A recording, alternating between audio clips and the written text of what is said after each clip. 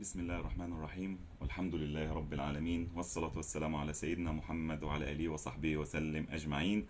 فصلوا عليه وسلموا تسليما. معكم النهاردة إن شاء الله بعد انتهاء الجولة الأولى من مباريات الدوري المصري. وطبعا الحدث اللي بالنسبة لنا الأهم طبعا فوز النادي المصري في مباراة الاتحاد بنتيجة 3-1. أداء ولا أروع، نتيجة ولا أروع. مباراة الدوري فيها مفاجأة كتير من مباريات الجولة الأولى. هناك مفاجآت كتير هنتكلم فيها أيضا إن شاء الله. لكن هنتكلم عن مباراتنا الأهم بالنسبة لنا طبعا اللي بنتكلم عنها وتحليلها، مباراة النادي المصري والاتحاد السكندري. عشان ما نطولش برضو على حضراتكم يعني في الكلام، ونتمنى دائما نكون ضياف خفاف. هنتكلم على مباراة النادي المصري ونادي الاتحاد.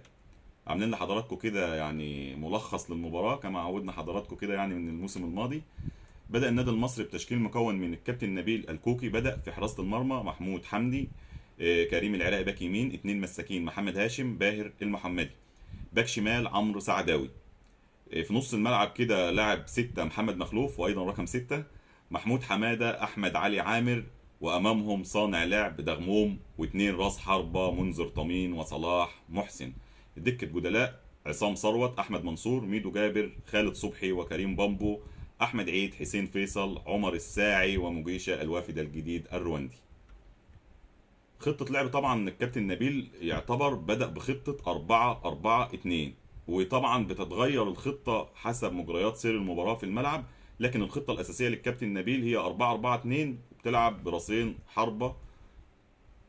ملخص المباراة كده: المصري يأتي في المباراة الافتتاحية له من الدوري من أول دقيقتين عن طريق كورة أولى محققة للتهديف من منذر طمين، الوافد الجديد للنادي المصري، في منطقة الجزاء للاتحاد السكندري، ولكن يسددها بليسنج أعلى عارضة محمود جنش. يعني المصري بادئ من أول 5 دقايق كده بكرة محققة للتهديف. وفي الدقيقة 16 ومع الربع ساعة الأولى تعلن عن الهدف الأول للنادي المصري عن طريق نجمه الجزائري عبد الرحيم دغموم بكورة وأسيست متقشر من صلاح محسن. ويسيطر المصري على الشوط الأول وسيطرة متقطعة من الاتحاد لكن بدون خطورة على المصري، لينتهي الشوط الأول بتقدم النادي المصري بنتيجة 1-0 بهدف نجمه الجزائري عبد الرحيم دغموم. بدأ الشوط الثاني بتغيير اضطراري للمصري طبعا كده في حراسة المرمى محمود حمدي جاله شد أو إصابة كده، فبدأ المصري بتغيير اضطراري للمصري بخروج حارس المرمى محمود حمدي الإصابة ونزول بدلا منه عصام ثروت. ومع أول ضربة ركنية للاتحاد يسجل هدف التعادل بتوهان من لاعبي المصري في منطقة جزائهم. هدف الاتحاد طبعا إجا يعني الاتحاد لعب الكرة دي بأكتر من مرة في الشوط الأول بأكتر من ركنية، لكن مع بداية الشوط الثاني بتوهان من لعيبة المصري في منطقة جزائهم يسفر عن هدف التعادل لنادي الاتحاد. يرجع الاتحاد في النتيجة بالتعادل 1-1. وبعد تعادل الاتحاد يسيطر المصري على مجريات الملعب لتسجيل هدف التقدم. وبالفعل بعد سيطرة للمصري يسجل المصري في الدقيقة 65 عن هدف عن طريق نجمه الجديد منذر طمين، ولكن بعد رجوع الفار يلغى الهدف بداعي التسلل على صلاح محسن لاشتراكه في اللعبة وهو متسلل. وبعد أقل من دقيقتين من إلغاء الهدف يرد الجزائري الآخر صاحب الهدف الأول دغموم بالهدف الثاني للمصري، وله و وله يعني بوان 2 اتلعبت كده كوره. هنعرض مع حضراتكم كمان مفاجاه، نعرض مع حضراتكم الثلاث اهداف لنادي المصري وهنحللهم برضو. لكن ده الملخص كده سريعا بنقوله للملخص اللي كاتبينه مع حضراتكم يعني لمشاهده المباراه. بوان 2 جزائري خالص ما بين دغموم ومنذر ليسجل دغموم بهدف وصناعة جزائرية، وهدف مصري تاني ولا أروع. وكان المصري قريب من هدف ثالث عن طريق منذر، ولكن عارضة الاتحاد وجنش ترفض الهدف الثالث للمصري. وبتغييرين بنزول ميدو جابر ومغيشة بدلا من أحمد علي عامر ومحمود حمادة. وتغيير أيضا رابع للنادي المصري بنزول حسين فيصل بدلا من واحد من نجوم المباراة منذر طمين. يعني أنا شايف منذر مع إبراهيم دغموم اتنين من نجوم المباراة طبعا، لكن هنتكلم أكتر طبعا عن نجم المباراة ومن يستحقها طبعا. وفي الوقت الربع ساعة الأخيرة من المباراة يحاول الاتحاد الرجوع في المباراة لكن بدون خطورة حقيقية على المصري. وفي الدقيقة الأخيرة من الشوط الثاني وفي الدقيقة 90 تغيير خامس وأخير للنادي المصري بنزول عمر الساعي بدلا من نجم المباراة وصاحب الهدفين عبد الرحيم دغموم. ويحتسب حكم المباراة كابتن أمير عمر 7 دقايق وقت بدل ضائع للشوط الثاني والمباراة.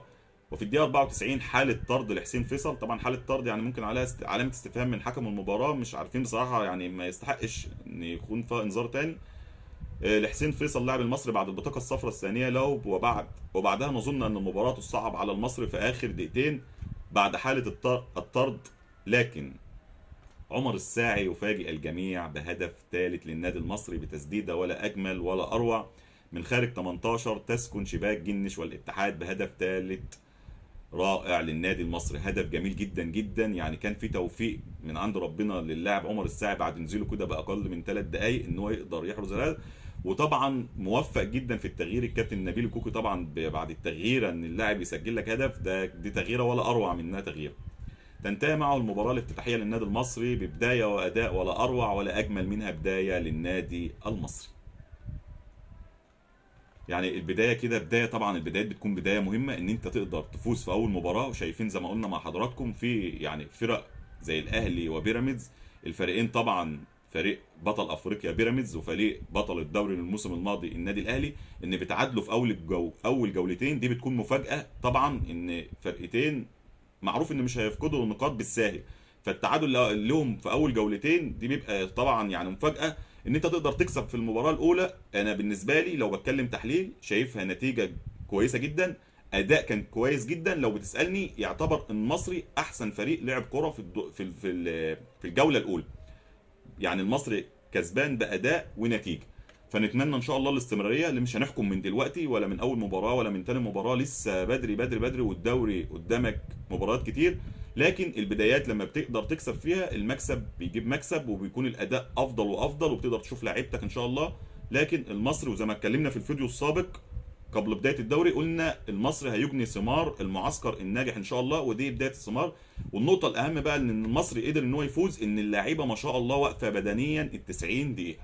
دي اول حاجه تقدر ان انت تبني عليها بقيه الموسم وبقيه المباريات اللي هتقدر تلعبها. نتكلم كده يعني لو هنعرض مع حضراتكم كده الاهداف. هدف دغموم الهدف الاول، هدف طبعا اتلعب يعني بجمله ملعوبه. لو هنشوف الهدف مع حضراتكم، جمله من احمد علي عامر لصلاح محسن اللي لعبها متقشره للقادم من الخلف، وهو اسف عبد الرحيم دغموم بهدف ورا اروع، ويلعبها عبد الرحيم دغموم في الزاويه الضيقه لجنش حارس مرمى الاتحاد، يسفر عن الهدف الاول للنادي المصري بهدف ولا اروع للنادي المصري وجمله ملعوبه. طبعا ده الهدف الاول. الهدف الثاني بقى للنادي المصري عن طريق نفس اللاعب عبد الرحيم دغموم بجمله ايضا ملعوبه. عبد الرحيم دغموم يرقص واحد ويلعب 1 2 مع الجزائري وابن بلده منذر طمين، ويلعبها كده في الزاويه البعيده بوش رجله الخارجي، يعني زي ما حضراتكم شايفين ب 1 2 في مسافه ضيقه جدا، يقدر يلعبها بوش رجله الخارجي في الزاويه البعيده الجنش، تسفر عن الهدف الثاني للنادي المصري بهدف ايضا ولا اروع. الهدف الثالث للنادي المصري عن طريق نجمه الجديد عمر الساعي، طبعا بعد التغييره قدر ان هو في نص الملعب كده يقدر يمر من لاعب الاتحاد وياخد القرار. بقى القرار هنا للاعب اهم حاجه، انه اخذ القرار انه يقدر يسدد بتسديده ولا اروع تسكن شباك الاتحاد في كره في المقص كده. يعني ان شاء الله عمر الساعي هيكون واحد من نجوم الدوري وواحد من نجوم النادي المصري بعد ما يستعين كده لياقته البدنيه كامله. هتتفرج على لاعب من اهم من نجوم الدوري في الدوري هذا الموسم وللنادي المصري ان شاء الله. ولاعيبه النادي المصري كلها لاعيبه نجوم، وكلنا ثقه في لعيبه النادي المصري. يعني عشان برضو ما نطولش على حضراتكم، لو هندي كده يعني درجات كده سريعا للاعيبه النادي المصري. محمود حمدي طبعا يعني لعب شوط اول وكان مميز في الشوط الاول، ممكن نقدر نديله 6 من 10.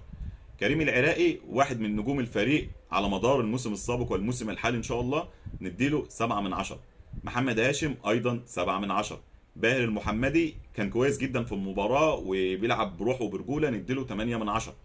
عمر الساعي يعني ما شفناهوش كتير لان الكابتن نبيل ما بيعتمدش على حته الاطراف كتير، بيعتمد على عمق نص الملعب، يعني ممكن نقول 6 من 10 عمر الساعي. محمد مخلوف ايضا 6 من 10. محمود حماده ممكن نقول كان لاعب محوري 7 من 10. احمد علي عامر واحد من نجوم اللقاء وواحد هيكون من نجوم النادي المصري، لكن محتاج تسريع الريتم شويه لانه يعتبر بيلعب صانع لعب، فمحتاج ان انت تسرع رتمك شويه وتتخذ القرار سريع. لكن هو لاعب كويس وهيكون يعني بصمه ليه كويسه في المباريات الجايه ان شاء الله، وهيكون واحد من نجوم الفريق، ممكن نديله 7 من 10. دغموم بقى حدث ولا حرج، هدفين واحد من نجوم المباراه، يعني 9 من 10. منذر طمين ايضا واحد من نجوم المباراه واول مباراه له رسميه مع النادي المصري، ممكن نقول 8 من 10. صلاح محسن ايضا كان مميز وصنع الهدف الاول، وحاول كتير ان هو يحرز هدف، وان شاء الله المباراه الجايه هيقدر ان هو يحرز اهداف، ممكن نقول 8 من 10.